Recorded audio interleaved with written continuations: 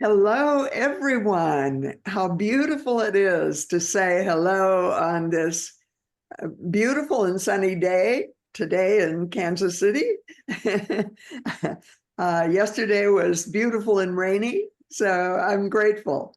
Grateful for life, grateful for Karen, grateful for Garth, everyone, and Billy, fella.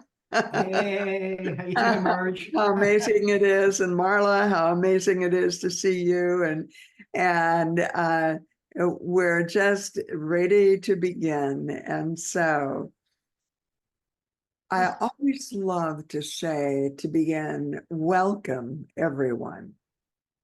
Hello world. That was the opening that we used for many, many years when we first started after Living Loving Legacy. Hello world. And we often had people from Australia and in the East and uh, Vienna, Austria, and on the European side. So it's a joy for me to be giving Called by Love Institute its own rebirth. And we all need those rebirths in our lives and in our experience, because we're all constantly shifting and changing and evolving, and spirit is ascending and the soul is ascending. And so as we say, welcome, the one thing that I also always want to remember is the invocation. And let's take a moment to invoke the one presence and the one power in the universe, called by many names: God the good, higher power, essence, all that is. We simply say, come, Holy Spirit. Come upon us. Guide this call, direct this call, show us the way, reveal yourself. Let us speak your words. Let us hear your voice in our souls, in our hearts, in our minds. Come, Holy Spirit. And so it is. One of the things that I'm really, really clear about in this, what I call the fourth act of my life, that means I'm over 75. Actually, Ed and I are both in our 80s. And in this fourth act of my life, what I want more than anything else is to simply live a life directed by what I call the Holy Spirit. Living God's plan as the one purpose of my life. And more important than anything else, that one purpose of my life, living God's plan. And what I realize over and over again is that it shows up in so many different ways. I went to an event at the Buddhist temple last weekend on Sunday afternoon, and the abbess of the monastery at Crestline was speaking, and I thought, wow, this is for me. It wasn't for everyone. Ed didn't want to go, Jeanette didn't want to go, so I got in the car and drove myself. Hooray, hooray, I still know how to do that. And one of the things she talked about was that there are, one great seer said, 84,000 unique paths. 84,000, that really appealed to me because 8 and 4 equal 12, and 12 is a huge number for Charles Fillmore. And clearly, one of my foundational paths in ministry is unity. And so the Fillmore teachings are very, very important to me. Although there are some in the film and the unity movement now that want to dissolve some of the early teachings. Well, everyone has their own unique ways of finding the path. So one of the things that I'm hoping that you will discover today is more pieces of your 1,000-piece puzzle. Some of those pieces are still turned upside down, and you still have to turn them over and see the different colors and see what the picture ultimately will look like when all of the pieces are turned over, when you've searched for the paths. And maybe you started doing that by searching for the straight edges or searching for certain curves in the unturned over pieces. So everyone is unique in their path. The one thing that is really clear to me is that we are all 100% of us called by that higher power. Whatever name you give it, whether it's Buddha, whether it's Krishna, whether it's Jesus, whether it is essence or all that is, one of the 84,000 unique paths. And so as we begin today, I wanted to share that bit of vision that I keep receiving still in my 80s, new pieces of the vision, new pieces of the puzzle revealing themselves. It started happening in the first act of my life. In the second act of my life, it was big. In the third act of my life, it was big. My guess is that the fourth act is even different, and it's already showing up differently in my moving back to the heart of America and Kansas City, the world headquarters of the Unity movement. I thought about your online ministry, Karen, when I looked at Global Heart. Such a wonderful, wonderful language, Global Heart. What I got this morning was that it's even bigger than this planet. It's even bigger than this globe. It's about all of the planets, all of the cosmos, going into the vastness with transits showing us the way. Do I understand all of that? Not at all. I didn't even take it seriously until the pandemic, and I began to really study it simply because I needed something to entertain myself when I couldn't go out of the house. So what's it taken to get you back on the path? So today we're talking to one of the people that has found one of those unique ways, and it's still unfolding. And I'm so glad that Fella is here with you today, Karen. I laughed when you told me about the story of someone asking you, does Fella have a name?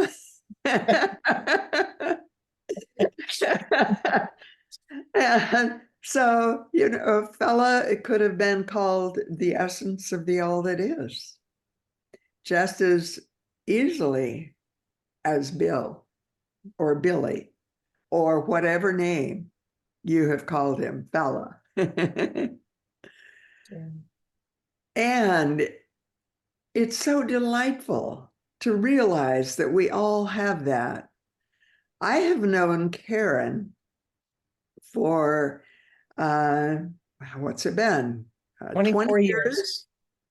And at 24 years, maybe, something like that.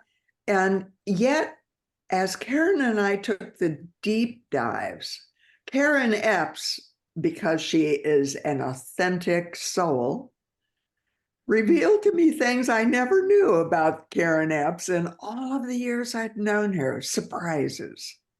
So we're going to go into the 4 acts of your life just briefly, Karen. And the format is, in the first 60 minutes of the call, after I do the introductions, you and I will be in dialogue, and no, everyone else will be muted.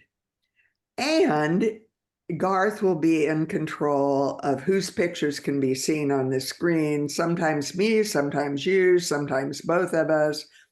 In the last 30 minutes of the call, we do a slight transition, and I may talk briefly about the person that's going to be on the call next month, if I remember, which I sometimes have forgotten to mention the love donation. But in that last time, the last 30 minutes, that's a time for people to share the aha moments as they heard you speak, Karen, or as they heard someone else speak, and say, those oh my God moments. I'd never thought about that.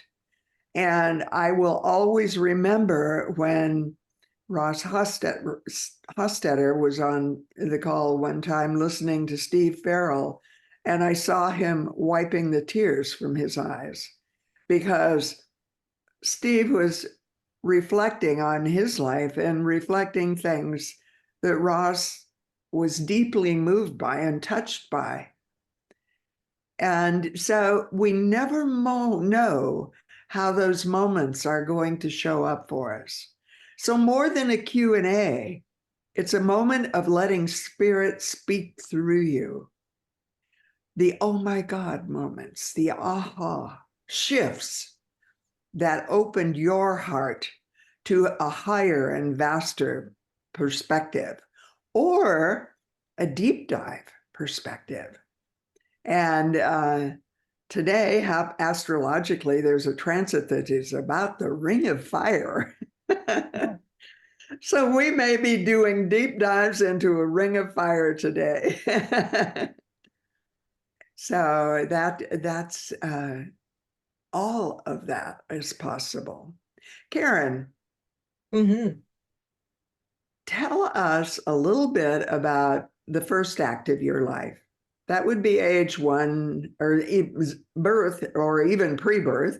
I don't think anyone's ever mentioned pre-birth, but possible. In the womb or before, to age 25.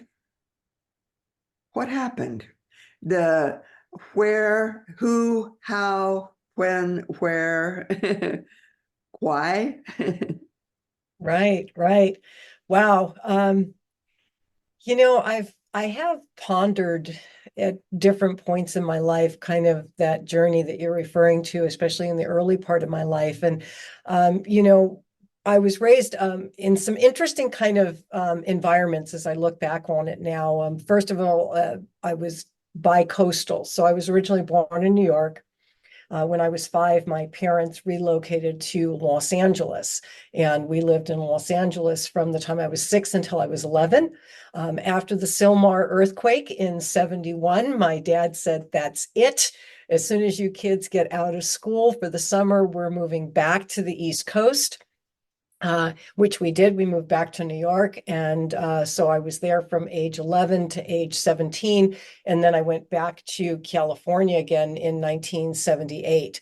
I was born in 1960. So I went back in 1978 and then essentially lived my adult life in California.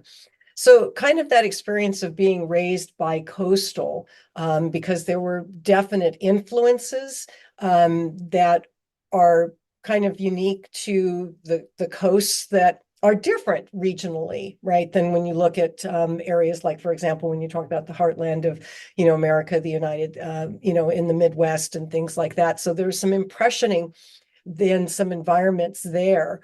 Another piece of kind of the experience for me, and this was one of the conversations that we had touched on a little bit too, is that in my family, on both sides of my family, but I'm going to focus more on my dad's side because that's where we spent most of our time and where I think it really comes into the conversation. So on my dad's side of the family, my background is Native American, African American, and German. So my great great grandparents on both sides of my dad's family, both the maternal and paternal. Okay, so in my dad's family, his mom and his dad, their lineage goes back, and his grandparents were born in slavery. One was actually the daughter of the slave owner, and the other one was born to her parents together, who were both slaves. And so that's part of our history. But as you look at me, you'll notice that I'm fairly fair complected. And if you could see my eyes close up, you'd see that I have hazel eyes. So my mom's side of the family was Irish, English, Native American as well, but much fairer. And when my parents came together and they did have children, they made the very conscious decision to claim us all as Caucasian, as white on our birth certificates, because all three of us had more of the lighter complexion and the eye color and our hair, although my hair has been flat ironed, okay? But, you know, in humidity, it just goes whoosh. And it is naturally curly. So we have that kind of experience in our family as well. The other piece that's there is that when my parents moved to California in 1965, they did that because my dad had met someone that he had gotten into a relationship with and wanted to follow that person who was moving to California, and it was a man. And so when my parents made that move to California, that after we got there was when my dad revealed to my mom that he and Chris were actually in a love relationship, and my dad was exiting the marriage for that reason. So while he came out with my mom by necessity, that was actually something that was a secret. We told everyone that Chris was my uncle. He was my dad's half brother. Now, how they got away with that, I have no idea, because they look nothing at all alike. But and so I was raised in a same gender household by two men at a point in time in our history where that would have been absolutely almost unheard of. I mean, I know there were people who were raised in same gender households during those times more often with women than with men, so with their mothers rather than with their fathers. So I say some of those things to kind of what I've felt at times about thinking about my life is that there are ways where there was an edge that we were kind of on, that I've been raised in sort of an edge that also evidenced itself in other points of time in my life as I continued on into adulthood. But I think those are some of the early imprintings, that went on. One of the things I want to take a little deeper dive in is this Native American heritage that both your father and your mother imprinted you with. You mentioned the fact that your mother was partly Iroquois. No, she's Wampanoag. Say that again. She's Wampanoag. And is that part of what was the Iroquois Federation? My ignorance is going to come in because she never mentioned it as such, and I've not researched it. I would love to have you research that because I thought you told me you used the word Iroquois, and that really caught my attention because it was a group of 4 North American Indian tribes that joined together in a confederation and formed an alliance that they would look out for each other. And ultimately, there were 5 tribes that did that.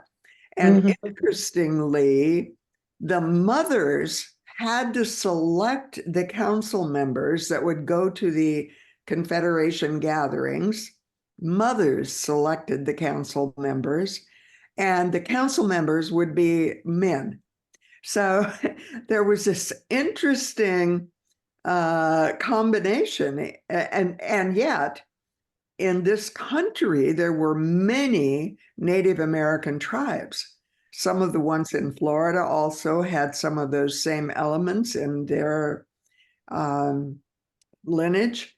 And I know all of these things because I used to teach American history. And some of the tribes in this country were very warlike. Mhm.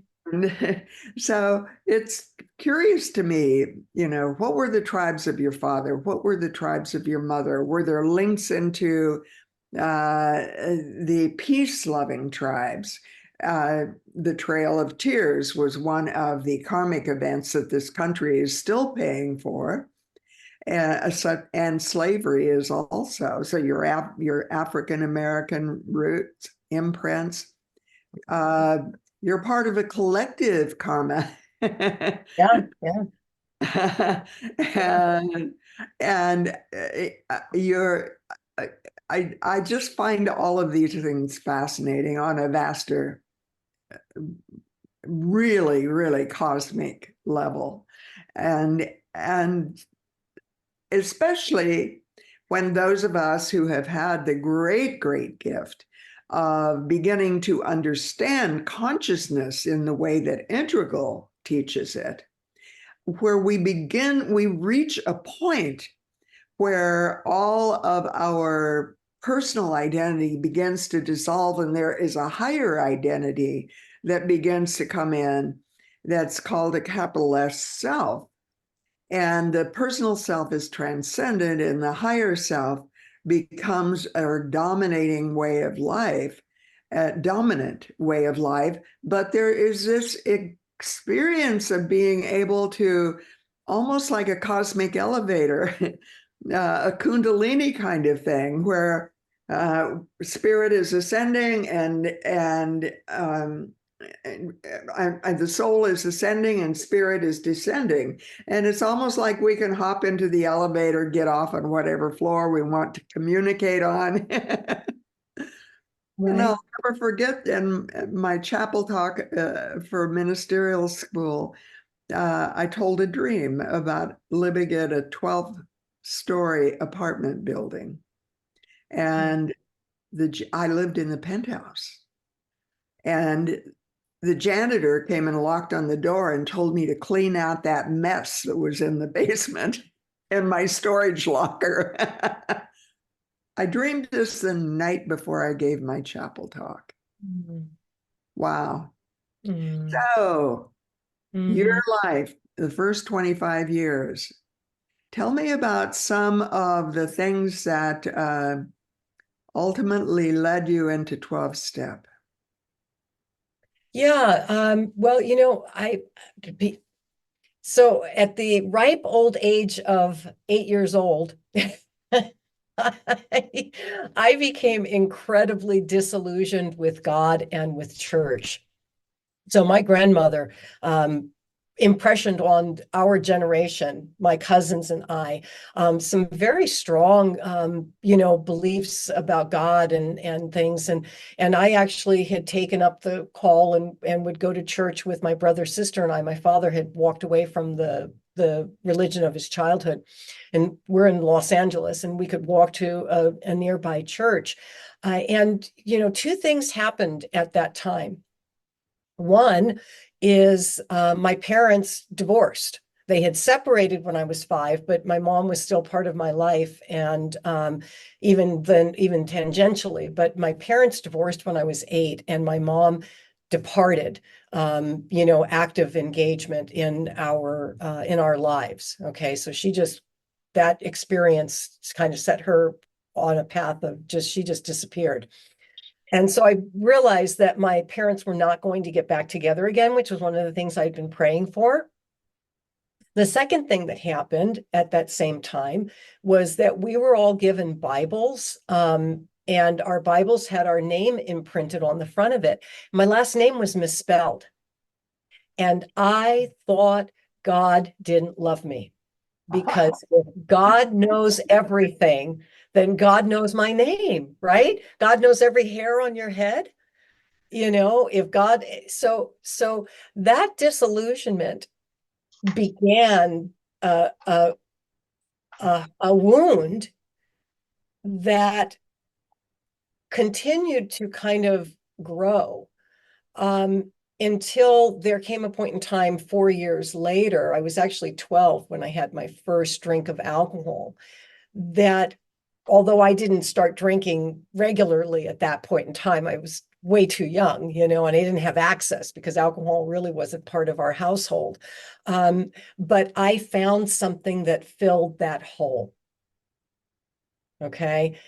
And so from that point on, there was that moment of this elusive feeling of complete peace and warmth, and all of that kind of emotional psycho-spiritual stuff that happened, that caused me to continue to try to pursue that feeling, which in the life of a person who is alcoholic is increasingly elusive. And so you start chasing something that you cannot recreate, okay, but yet continue to do so. And that was the trajectory for me until 1988, just before my 28th birthday. So I was 27, went through a series of events, and a person who was there and was trying to help me, that I came to a point where I realized that I needed help, and that made the entry for me into a 12-step program. But that was kind of that sort of filling. That was the primary thing that I was trying to fill my life with. But there's boys, and there's shopping, and there are other manifestations of trying to fill that God-shaped hole, if you will. And you also had started the beginnings of a corporate career in purchasing and buying, and just briefly tap into that, because that benefited us immensely when you were at Unity in Tustin. Yeah, well, okay. So when I was 17, my dad, where I'm living in New York, okay? So I'm 17, I'm living in New York. I'm living back with my dad at that point. I left home at a young age. I left home at 14. So between the years of 14 and 17, I did not live at home. But I was back at that point. I was back for about 6 months at that point. And my dad gave me a letter that had been written to him by my maternal grandmother many years previously. And he said, why don't you try writing to this address and see if they know where your mom is? Because from the time I was 8 years old or 7 years old until that point in time, we had had no contact with my mom at all. She had completely disappeared, which again was another one of those wounds, because I was continually searching for my mom, internally at least, and latching on to female figures to fulfill that void for me. That letter led to my grandmother reaching out to my mother, who then got hold, because I included my phone number, who then got hold of us at our home we were living in New Jersey. And through that phone call, I made the decision to go to California to meet her, to see her. I ended up staying. So when I came back to California in 1978, it was because of wanting to reconnect with my mom. And I also felt that there were better opportunities available to me as a young person in California than perhaps there were in New York. That led to my first job through some friends of my mom who owned a small manufacturing company. And they are the ones that kicked off the career that I had in purchasing and materials management, which was my corporate career, as you mentioned, Marge. And I was still in that profession when I came to Unity of Tustin in 2000. So that also happened in that period of time. So I met them because of my mom, which became, like I said, eventually became my career. That was not my first job with them. I worked for them as the secretary, receptionist, customer service person, left and went on and did some other work, and then came back to them a few years later. And then that was when I started in the journey with purchasing. which I loved. I loved it. It was a great career. And you became very involved in being really instrumental with Ruth Ann Ali, a Black woman who headed up our School of Light in creating the campus of consciousness, purchasing power, because you helped negotiate contracts and all of the kinds of things that created the campus of consciousness, bringing attendance at Unity from 30 people to at one point in time over 300. And it was quite an amazing journey. And that imprint, I mean, it's so interesting. Holy encounters is a word that I love from A Course in Miracles. Holy encounters, and it's the development of trust that happens over many, many years. And ultimately, as we get into the later stages of that, it gets harder, not easier. Yeah.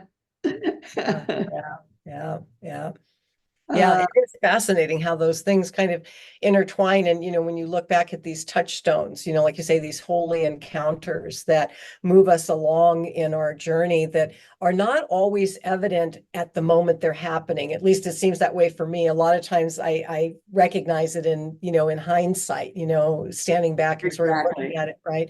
And saying, oh, that was one of those junctures, but I didn't know it. And I love the word holy wounds.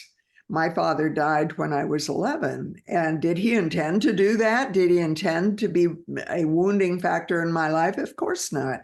But it happened. And life happens.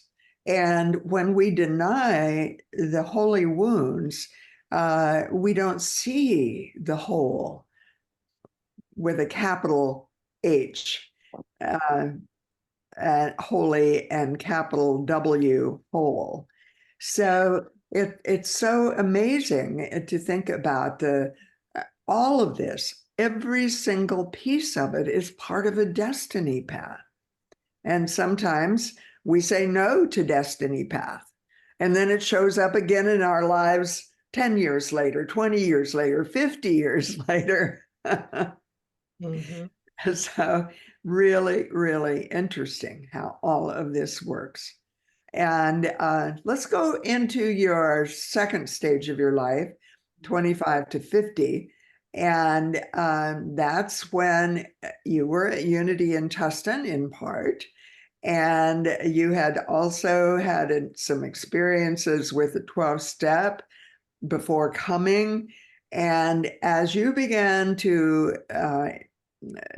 become very involved, very committed, said yes to leadership in many ways, including being on the board of directors there at Unity in Tustin and being the board liaison to School of Light and other ministries like the bookstore ministry. By the way, it's gone now there. But all of those things began to blossom, began flowering. And you were one of the primary agents in that flowering. Talk a little bit about 25 to 50. Yeah, well, a lot happened in the second act. As you said, so as I mentioned, I found my way into a 12-step program when I was 27, which was 1988. It was prior to my birthday. It was March of 1988. My birthday's not till August. But so in 1988, I found my way into a 12-step program, which began the journey back into a relationship with a higher power, with a God of my understanding, which has been quite a potent journey, as you know. And then by the time I got to Unity of Tustin, I was like, 12 years, which is interesting. I was like 12 years sober, coming back sort of that idea of 12 and how important a number that is, and so stepping into the campus at Unity of Tustin, because I had been searching, I had actually started searching a couple of years before for a spiritual community alongside what I was doing in 12-step. Okay, so I wanted something where there was a very specific, a very explicit kind of focus toward God and spirituality in that way. I hadn't found anything, that really resonated with me until coming to Unity, where I knew really truthfully from the moment I walked onto the campus at Unity of Tustin, there was just that same, that same feeling that I had with the first drink that I ever took, I had when I stepped on the campus at Unity of Tustin. I don't know that I've ever thought of it that way, but I remember feeling, and while that hole for God had certainly been getting filled through 12-step spirituality and is absolutely essential, I had a deeper experience of it when I got to Unity of Tustin, and I really wanted to become immersed. I mean, when I got introduced to the Unity teachings, and Lois Ryan, as you remember, was your associate minister at the time, and, she was teaching one of our foundational classes, Lessons in Truth, by Emily Cady, Emily Cady, and I just was like, oh my gosh, I found my home. And here's part of what I want to say about that, why it was so important to me about finding this home. My impressioning from my grandmother was deeply rooted in Black Southern Baptist Church, okay, Black Southern Baptist Christianity. My father had walked away from that. My impressioning from my father in those years that we lived in Los Angeles was through the arts and the creative intellectuals, because we lived in LA. Chris was a theater person. So he was, involved in theater, in bit parts in films, TV shows. So we had some of those kinds of folks that would come to our home and play canasta, and drink sangria and talk about what was going on in the world. We were living in Los Angeles in 1968 when Bobby Kennedy was shot. He was shot at the Ambassador Hotel. I used to go to the Ambassador Hotel as a child because it was so beautiful, and I would wander the hallways, and it was just, so that was like right in our backyard. So I had these two kind of different ways of approaching the world.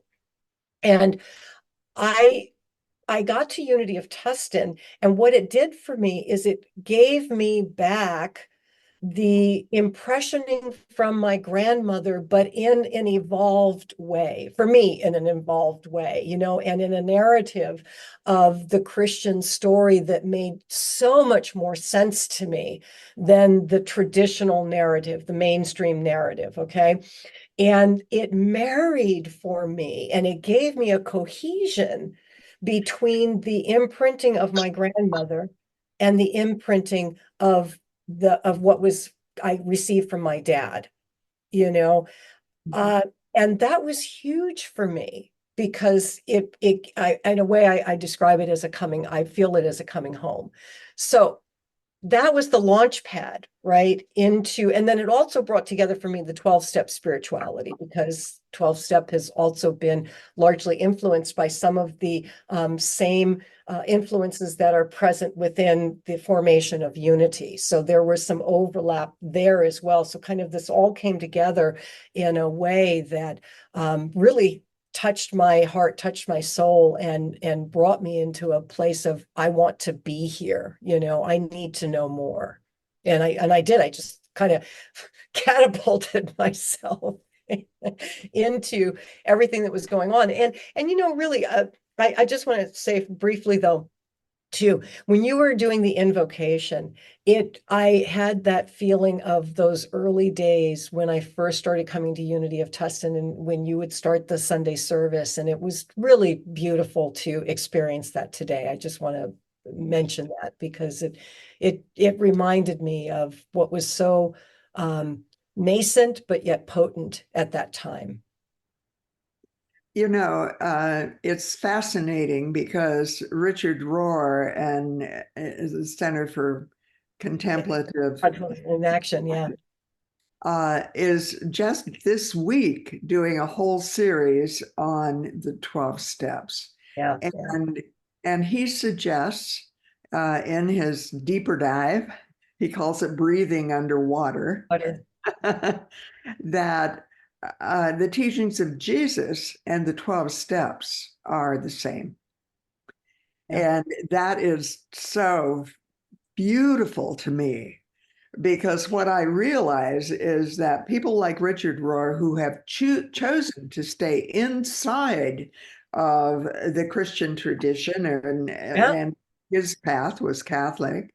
I left the path of my childhood, which was also fundamentalist, and you and I ended up in the same path, which I included a lot of Bible, and I still love that. I still uh, read the Bible almost daily, uh, and so there's something very precious to me about those words that I find deeply shifting, words that shift who we are. And but you received the call to ministry while you were there at Unity in Tustin, and you received also the download of what would be the Spiral of Awakening, which was about 12-step ministry. So, and by the way, for people on the call, we sent you a link to that Spiral of Awakening in the reminder email, because someone had actually said, I want to hear that. And if I can't make it back to the call because of a doctor's appointment, I'll listen to the replay. But I especially want to know about that interplay between all of these different pieces of the puzzle called by different names. So tell us a little bit about your call, that spiral. How did it happen? And it took you into more leaps. Yeah. Well, listen, if you had told me that I was going to become an ordained minister in any faith of any kind, I wouldn't, back in my first act, I would have, never believed you at all. So that was a surprise, but it was part of that immersion. It came out of that immersion of being at Unity of Tustin. I mean, I remember one time when Andrew Harvey was there and I was sitting and I was, I said, what do you, I asked him a question about something about what do you do? And he said, because I was in a quandary, questioning about direction in my life. And he said, you just stay in the oven until it burns you up. The ring of fire. Yeah, burn, really. burn, burn. Burn, burn. He just was like, just stay in the oven, kind of thing. And so part of what happened is before coming to Unity of Tustin, I lived in Rancho Santa Margarita, and one morning on my way to work, I got on the toll road, the 241 toll road, and I heard the voice say, you're no longer doing what you're supposed to be doing. I was on my way to work. And I went, okay. Because I had always felt that my career, my purchasing and materials management career, was what I was supposed to be doing. I loved my job, loved my work. Okay. But I heard you're not doing what you're supposed to be doing anymore. So I'm like, okay, well, what am I supposed to be doing? And there was no answer to that. All right. What that did, though, is it had kind of started me off on a path of looking at sort of what kinds of direction should my career path be going. And then in the meantime, I get to Unity of Tustin, okay, because these happened not too far apart time-wise. And I'm still in this question of what is it that I'm supposed to be doing? And then I get this vision one day down at Tony Bonacorso's church at Unity of Carlsbad, of a flash vision of me with a microphone in my hand addressing the audience. And something in the vision made it clear that I was in ministry. Now, as you may or may not recall, Marge, I never said anything to you about that. It was like a full year later. But in the meantime, more and more opportunities to be involved at Unity of Tustin continue to arise. I'm immersed in all of that. And finally, a year or so later, I'm hanging around after we had done something with the Institute for Spiritual Leadership. Which you were the associate director of. Yep. And I finally said, okay, well, this is what happened. And you said, well, what did you do about it? And I said, well, nothing. I'm just, I haven't done anything. Other than, of course, I'm taking classes and doing things like that. But And you said to me, you need to take it into deep, deep, deep, deep, deep, deep, deep levels of prayer and see what Spirit says. So, okay, 3 days later, I'm driving to work. I'm coming back from lunch. I'm sitting at a stop sign. I know exactly where I was, half a block from my office. And the voice says, "What's your answer?" And I knew in that moment that it didn't matter whether I said yes or no, because either way, something was going to reveal itself. I really understood that. Okay. Because now we're in 2002 by this time. Okay. But in that moment, I also knew that my answer was yes. I get back to my office. And this is no lie. My boss calls me and says, "Listen, would you come down to my office? I need to talk to you." So I get to him and he says, "Close the door." He said, "Listen, I want to have a conversation with you." And he said, "I'm interested in knowing, what are your long-term plans?"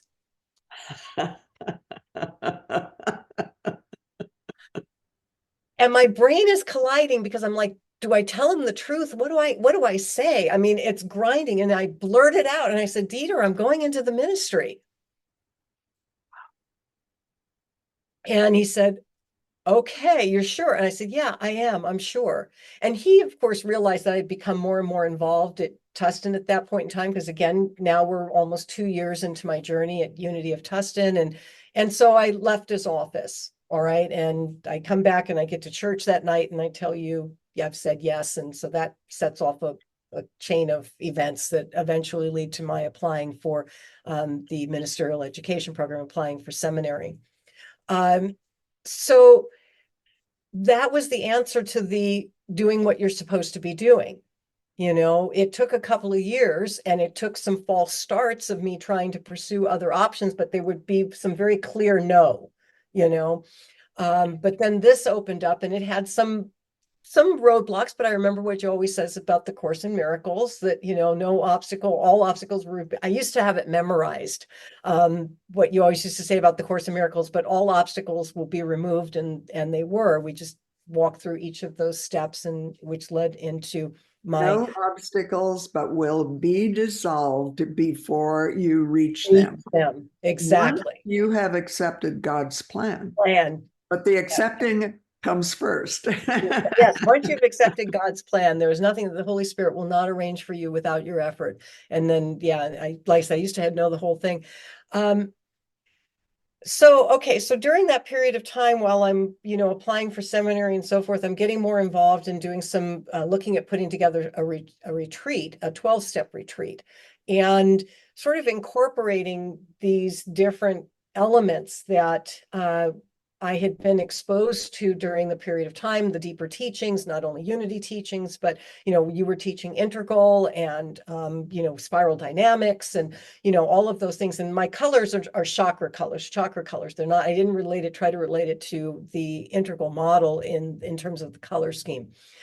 But what came to me in this almost download fashion was that if for looking now at this spiral of awakening, okay, that there is the impersonal that exists regardless of whether you're aware of it or not.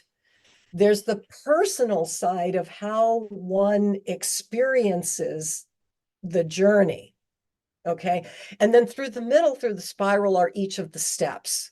All right. So through those 12 steps, on the impersonal side, to me, that's what I saw as being represented through those major transitions, those major points in the steps. And then on the right-hand side, under the personal side, is what's happening with the individual. And then what I thought was really fascinating too is that when I look at the chakra system, that there was a correlation, again, not a one-to-one, because obviously got 12 steps and 7 chakras, but there was a correlation between what was going on between that process of the 12 steps, taking you from separation to oneness, okay, or integration to wholeness, WHOLE, right? And then, like I said, into the chakras in terms of the energy centers of the chakras and what each of those energy centers represent.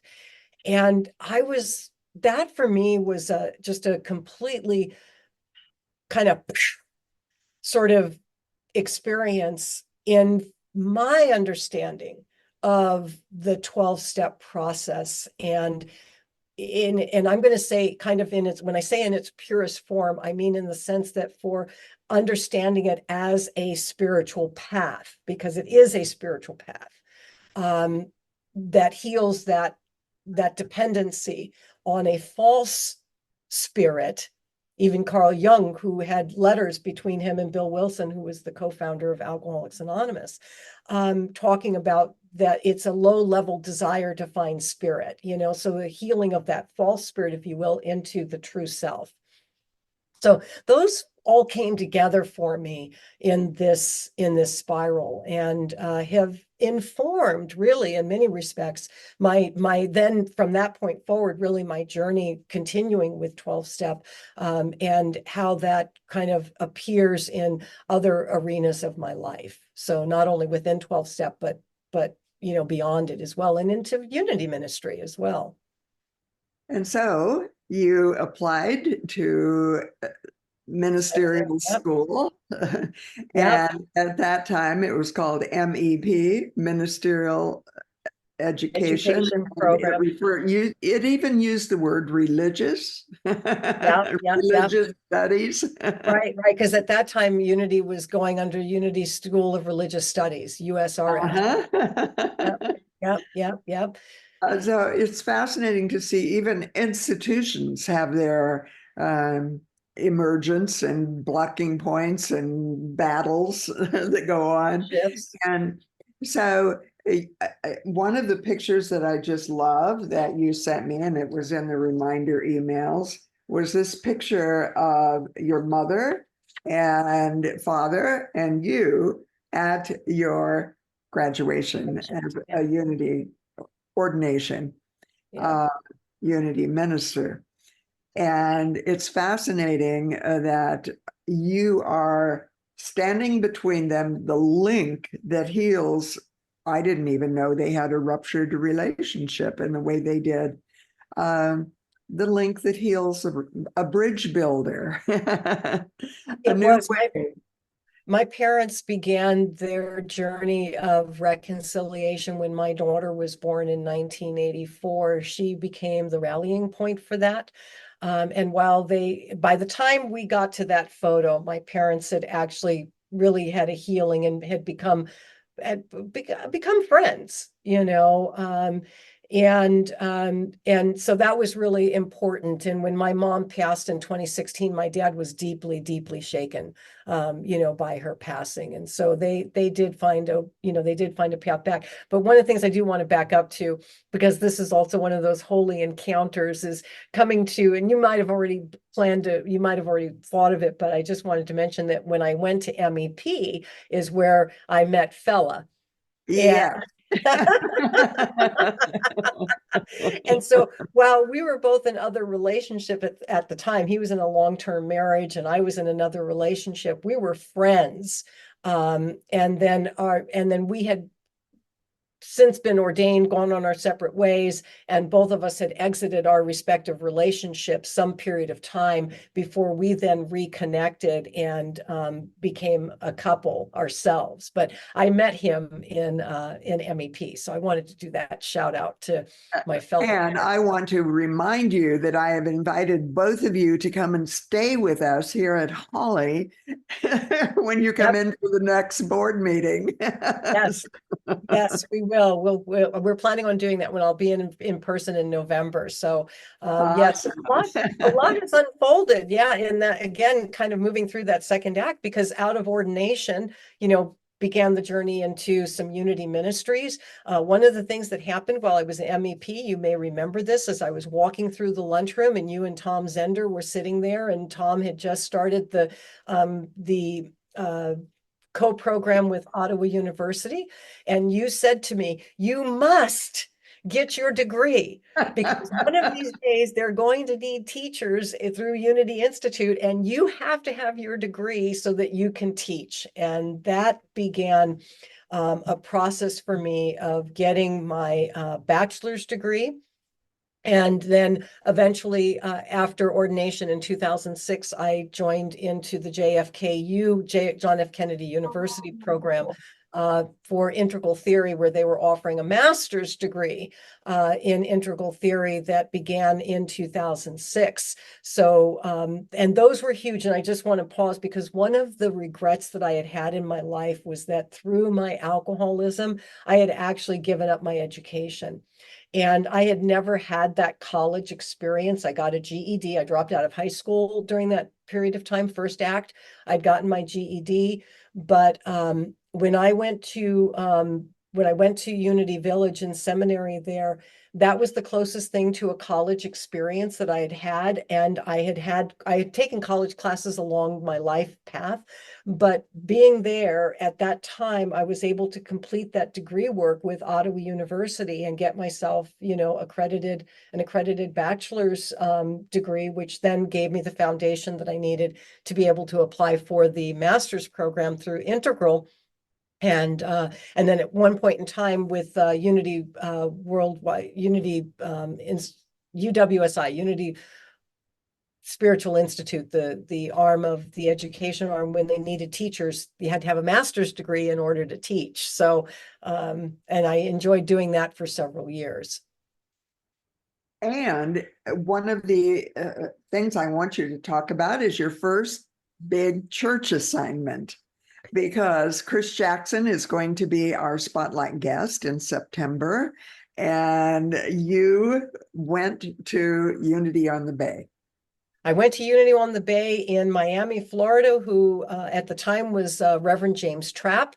I went there because I wanted to work. I went there for two reasons. One, I wanted to work with James Trapp. Two, they had an opening for an associate minister. And when I read through the job description, speaking on Sunday was number 12 on the job description. All the other 11 things, I was like, tick, tick, tick, tick, tick. Great. And I was scared to death of speaking on Sunday. I was petrified about speaking on Sunday. And so I thought, oh, wonderful. 12 on the list, only when the senior minister is not there, like goes off for the weekend or whatever. And I get hired. James offers me the position and says, by the way, I need to tell you something. I'm leaving, because he had accepted the position to go work at the association as it was then. It's interesting that he was a Black minister. Yeah. And I don't know if he even knew your background. No, he didn't. Fascinating. You're another bridge builder. It was, and I loved Unity on the Bay because it was a new thought Black church, so to speak. I mean, it wasn't a Black church, but it had a lot of that vibe, and so I was right at home in that respect. But anyway, James ended up leaving. I stepped in the role during that void between the time he left and the time Chris Jackson was hired. Chris came, that was in September of 2005. James left in November of 2005. Chris came in May of 2006. And in the meantime, I got my sea legs with doing a Sunday message, which was a lot of fun. And then when Chris arrived, he and I worked so well together in continuing, him being able to step into his ministry and me being there as the associate minister. And I think in many respects, and partly because that's how Chris is, we functioned. And I want to just show you the picture of you and Chris Jackson. Yeah, that was at one of the events. Reminder email. Yeah. And so we had a wonderful opportunity to be able to work very, very well together and continue to support him. But Unity on the Bay, I don't know how it is now. I haven't been there. At that time, it was also one of our larger Unity ministries. We saw at our 11 o'clock service 800 people, 800 to 900, and our morning service usually had around 150 to 300, depending on what was going on. So, it was a substantial ministry as far as that goes. And I really enjoyed being there. And one of the things that you did there that I love, and I'm hoping you and I can do some work on that together for an online platform like Called by Love Institute, is an experiential version of what was then called the 4T program. And that's been lost in Unity. And I want to give it a rebirth. So we'll talk more about that later. Yep. But then after you had been there doing really wonderful work with Chris, and he just loved working with you, and you loved working with him, you saw another opportunity. And tell us about that. Which is briefly an opportunity for a senior role at Unity of Dallas opened up, which was also another one of our larger ministries in Unity. And so I applied for that position, was accepted, and I served there for 2.5 years. It was a challenging time, and kind of what I found, what I learned, this is the way I kind of have framed it. They were much more conservative than I realized, and I was much more liberal than they realized. And this is where that bi-coastal thing comes in, because a lot of those regional nuances of being in Texas were escaped me. They really did. And so I think there were pieces of that. I think there were pieces around crystallized consciousness that, because I am kind of an edge person and interested in kind of where we can go moving forward, I didn't disregard the history. I really didn't, because I knew enough about transcend and include. Yet, there were some spots where there just wasn't an alignment, between, I think, who I was and the center of gravity of the consciousness of the ministry at the time. And those are all part of the divine plan of dissolving what isn't working. Yeah. And it's also, I've found, even in the last 2 years of Ed and I coming back together after having known each other for 50 years, the triggers, when I would feel triggered or when Ed feels triggered, we're being invited to heal something that's within us individually. Right. It's not about the other person. The other person is just fine exactly where they are. That's what we're learning, is to honor all of the colors of the rainbow. Yeah. But the triggers are about our own healing.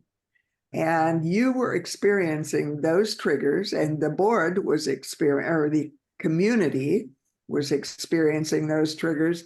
And interestingly, it all was centered ultimately on a cross at Easter time. It was, all centered on a cross at Easter time. Yeah, that resided in the sanctuary that was relocated to the narthex area. And yep, and that was interesting, because about half of the folks wanted it moved and half of them wanted it to stay. And there was the dividing line, and I have no idea what's happened there now. But you have progressed, and we're at that 1 hour point. Yep. And so I want to just take a moment to talk about some of the things we've touched on: miracles and manifestations. We've talked about holy encounters. We've talked about holy wounds, and we've talked about destiny path. The whys, and that weren't always clear, and that revealed themselves often through downloads. We've talked about visions and interestingly, a word that we used at Unity in Tustin, Mary Omwick used to use it, was sort of founded a version of it, love in action, which is in the Hindu tradition is called seva. It's not about volunteering. It's about the beloved in me serving the beloved in you. And so it's about the beloved embracing the beloved serving the beloved seeing the beloved. And so we've talked about joy, and we've talked about sorrow, disappointments. We've talked about achievements. We've talked about bridge building. We mentioned global heart ministry. And it's really fascinating to me that all of this is part of a bigger picture something else emerging. Do you get glimpses of something else in your life? You're 63 years old, or about 63. Interestingly, that you and my son are only a few months apart in your ages. I think, that comment about Seva and of loving service is interesting, just a brief step into the third act, because as you know, I've retired from active platform ministry. I'm retired Global Heart. So it's, I'll be so that's retired. I'm winding down this year. Any other formal commitments that I have related to ministry at this point, one of them being serving on the board at Unity Village, so Unity World Headquarters. I serve on that board. I'm completing a 3-year term that this November. What's interesting is that in the last, since 2021, I retired in 2020, but since 2021, I had been spending a lot more time here in Virginia because my dad had been diagnosed with Alzheimer's, and he was younger than my aunt. He was 80. He's 6 years younger than my aunt, and they shared a home, and she was unable to really be able to navigate that effectively given her age. And so I began spending a lot more time here. And then really in 2023 was almost here full time between February and May, when my dad did pass away. He passed in May of 2023.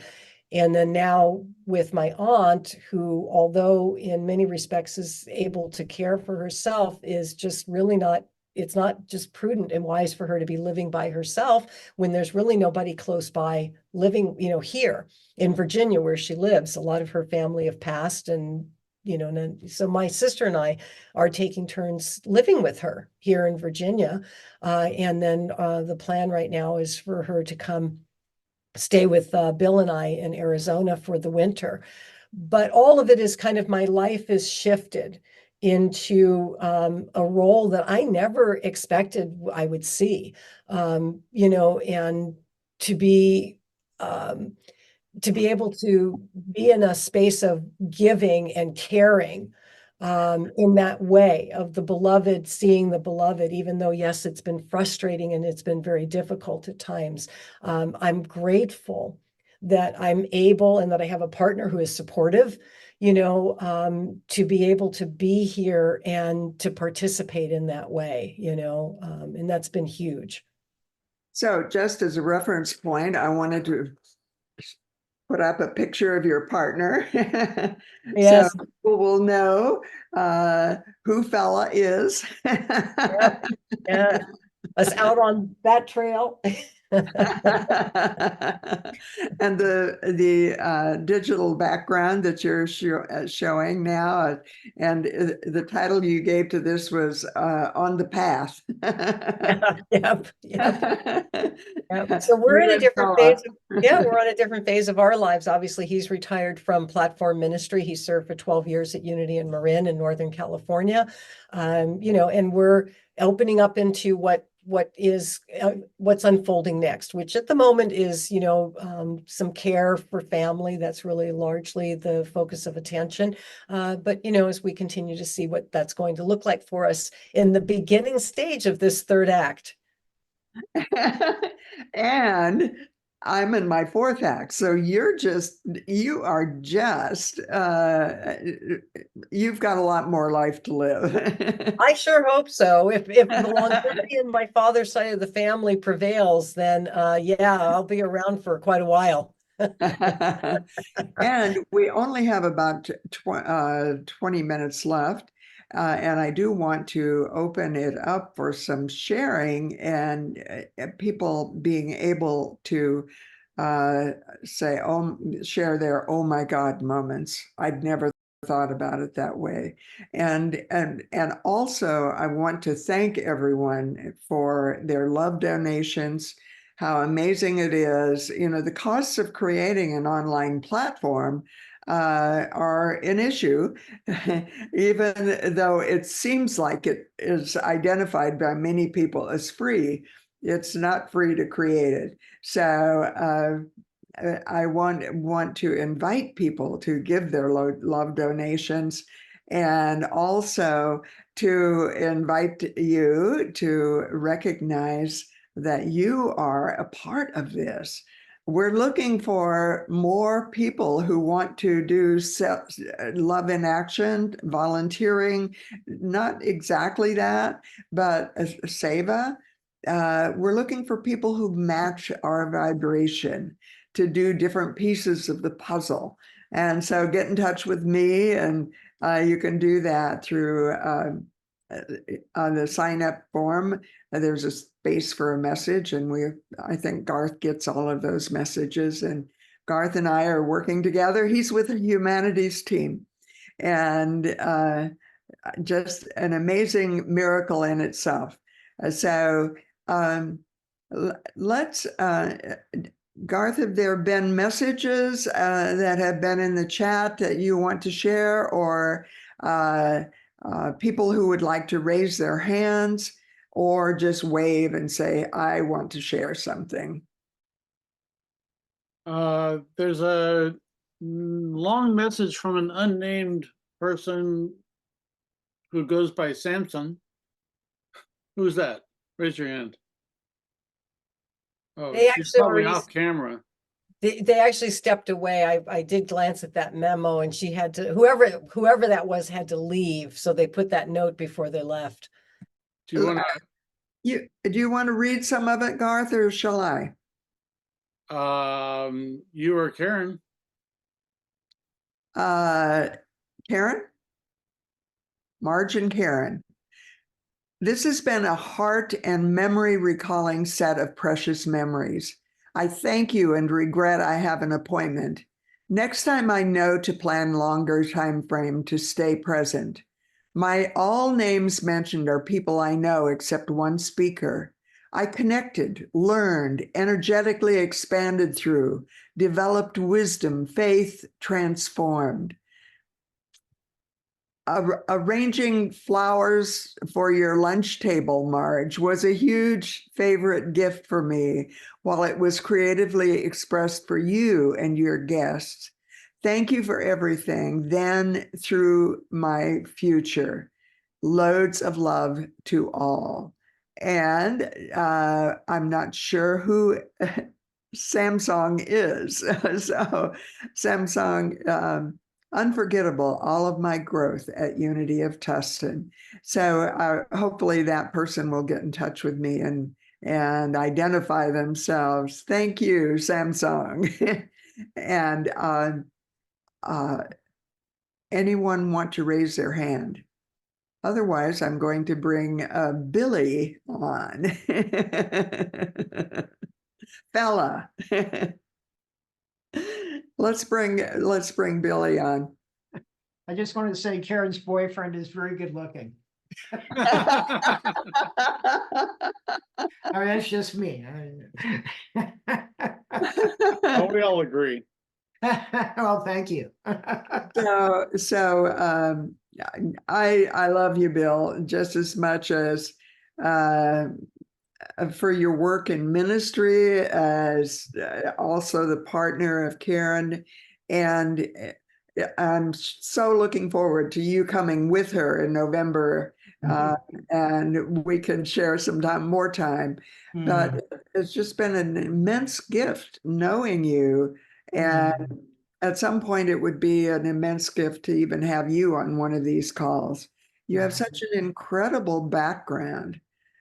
Just an amazing background, and that includes many years at Unity of Marin, and that incredible ministry there, which was actually built on the in the chapel or church that was bought as a result of a base closing, a military government auction. Yeah. So anything you'd like to add, Bill? Well, I just think both you and Karen are amazing women, and the fact that you've both shared and continue to share from your hearts and your experiences and your connection with spirit, and how that's been an undercurrent of your entire life and continues to be so. That in and of itself is very inspirational, because everybody goes through ups and downs, and I love the puzzle analogy. I've done several talks on that. And one thing I always say is that, a puzzle is like, it isn't like life, because when you're putting a puzzle together, you work from the outside in. And, you go to the borders and then you try to fill everything in. But in real life, it happens from the inside out. And there Yeah. are no real borders, and all of our puzzle pieces connect with each other. And when we're handed an experience, it is like getting that puzzle piece, but without the colored side. It's just the blank side. And every experience is blank, and we get to color it in. And we get to decide, how we're going to meet and greet this. And we Yes. have to fit it into our life, because we can't just put it aside, because the next experience will probably connect with that. And if we haven't come to grips with the prior experience, then life becomes a jumble. We don't know how to put it all together. And so eventually, in life, we get it, we color it, and we can step back and say, oh, look at all the connections that have been made. And our life experience is what we've made it. The experiences don't make our life. It's what we do with them when we get them. So I'm so happy to hear you starting off with the puzzles. Thank you, Billy. And I will just share with you that one of my fond memories of times we have shared together is when we were doing Unity graduation in with full regalia and wearing our robes and hoods.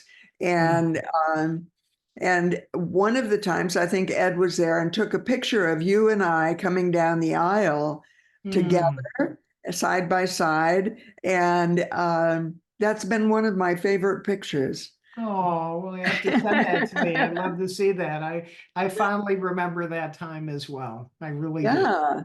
So And- Karen, you need to know that I walked down the aisle with Marge. Yeah. Just saying. Yeah. In full regalia. In full regalia. Yes, and we've not walked down the aisle yet, so That's right. with her. The other interesting update for you is that Charlotte Shelton just came over this week and spent a couple of hours, and we talked about all of that time.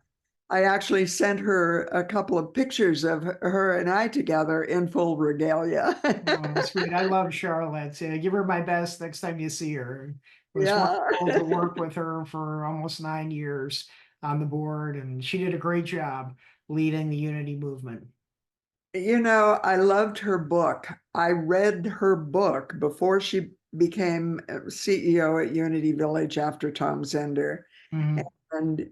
And what I knew in reading her book was that she was a person who could actually experience vibrations of different levels and begin to navigate those currents of transcending and including. And now she's still teaching at Rockhurst. Yeah. And interestingly, she was one of the professors in one of the classes that Ed's son-in-law went through in a very advanced program for CEOs. And so, we're all one, all on a path to oneness. And there's another comment in the chat, and it's from Patty. Patty, it's so good to see you here today. And she says, Marge, you were a political activist early in your career. Not too many people know that about me, but I'll fill you in a little bit more. I actually co-chaired a political action committee in education when I was a teacher for the North Kansas City School District. And we used to take busloads of teachers to Jefferson City to connect with legislators there.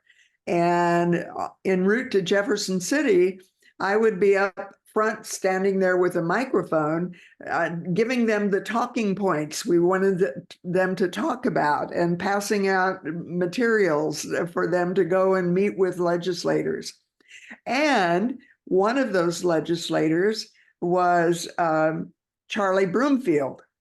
And he actually lives, we had no idea, this is the miracle of Holly. We had no idea that Charlie Broomfield would be a neighbor just a few doors in one direction. And Phil Snowden, Charlie was a member of the state legislature, and Phil Snowden is a few doors in the other direction, and he was a state senator. And I knew both of them 50 years ago, 60 years ago, and actually co-chaired Charlie Broomfield's run for Congress. And, and so, yes, Patty, I was very active and as a political activist early in my career. I've got some interesting thoughts that just came to me about the current dynamics, and more are continuing to unfold. It's really fascinating as we look at our lives, and one of the things that Patty is asking is, what are you doing now to relative to politics, or recommend to bring more unity to the edges of democracy and the world? Stay authentic to who you are. Hold faith, hold trust, hold higher knowing. Do not collapse into the drama. You hold a higher vibration than the political vibration. And the political vibration is not at the highest level of consciousness. It wasn't designed to be. It was designed to be a republic, not a democracy. That's why the popular vote has not won many times in the last few years. It's the Electoral College that has determined who wins. Hold your higher knowing, and then do everything that you're capable of doing or called to do. If you're called to work in politics, do it. If you're called to donate, do it.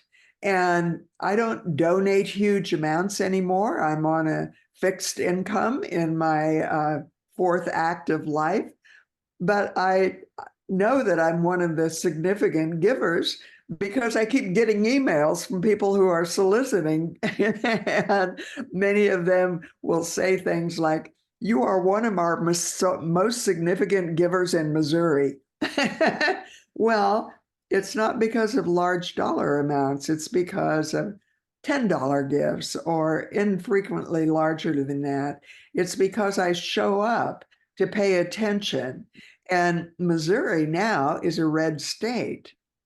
And when I lived here in the 1960s and 70s and 80s, some of the 80s, it was a purple state. And it has regressed. And we're in a time of regression.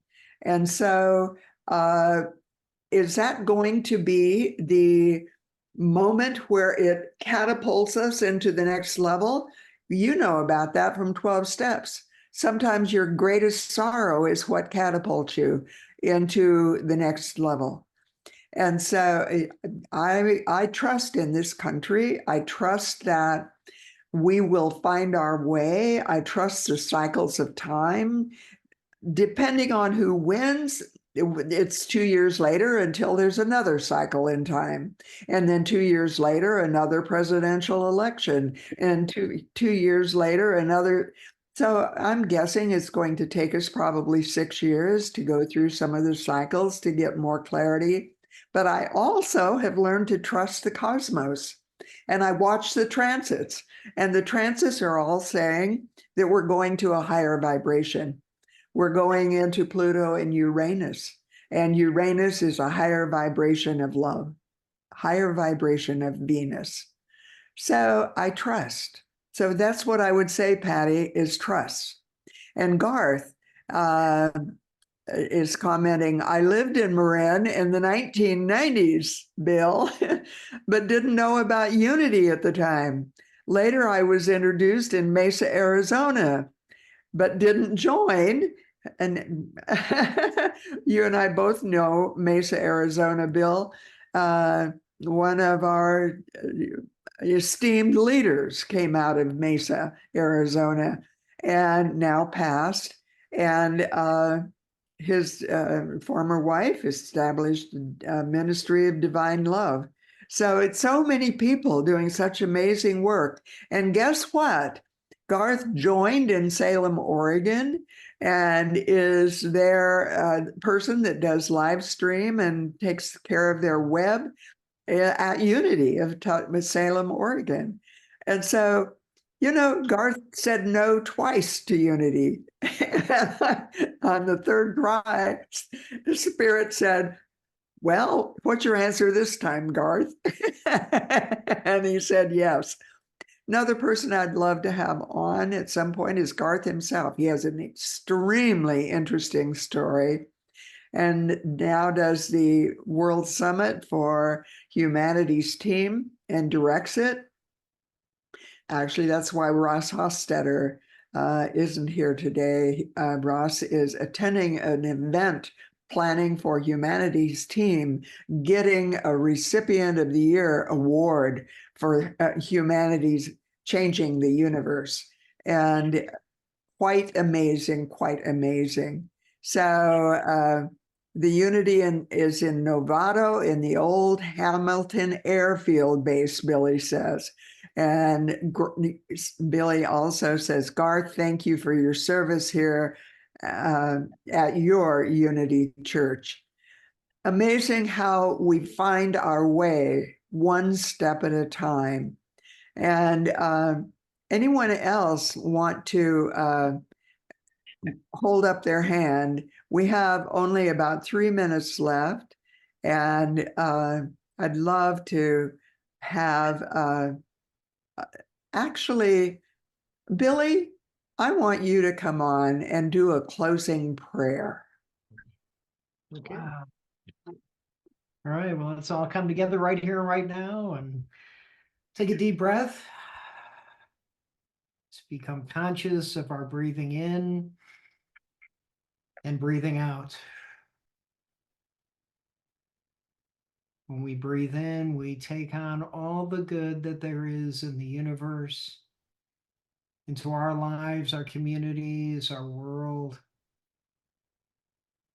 And when we exhale, we let go of that which is no longer serving us. We let go of fear and trepidation and anxieties, putting our trust in the Spirit and the Christ consciousness within everyone.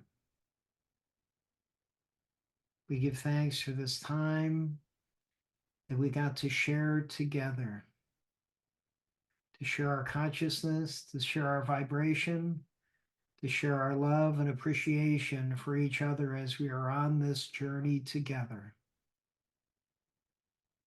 We give special thanks for Marj leading this and for Karen sharing here today, and know that we are all enriched. So we give thanks, and we look forward to coming together again as Spirit guides us. And we say this in the name and through the power of the living, loving Spirit of God and us all. And so it is. Amen. Thank you, Billy. And one final thing I want to share with all of you is that Tom Habib, who is very well known in the integral world and actually brought together the first integral conference in North America after it belly flopped and a lot of people pulled out, he brought it back together, rebirthed it, and had a very, very successful event in the Boulder, Denver area this summer. And he is going to be our guest next month on this call, and I am so looking forward to seeing you all there. And so thank you, thank you, thank you, Garth. Thank you, thank you, thank you. Marla, looking forward to seeing you in September here in Kansas City.